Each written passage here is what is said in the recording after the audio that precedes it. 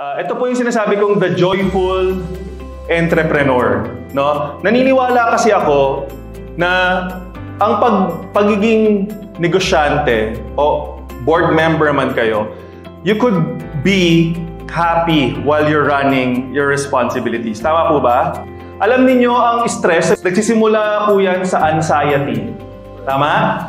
Yung anxiety, parang kakabahan ka na, oy, may problema. Ano na nangyayari? You're so worried. Tapos na-stress ka na, namumula ka na, yung iba nagkakaroon na ng sakit, di ba? And then it could become depression. Tapos yung last po, burnout. But with the joyful entrepreneur, that's a program po that I have right now. I teach people how to manage their stresses. Hindi nyo kailangan umabot sa puntong ma-depress katulad ko. Pwede palang maging joyful entrepreneur. Pero itong aking sariling program is in August 13. It's a 3-hour workshop online. So meron pong QR code dyan. Please join naman because I will teach how you could manage yung mga kapag galit na galit ka na, may chance pa lang ibaba yung iyong galit. Para hindi ka isumpa ng mga tao sa paligid mo.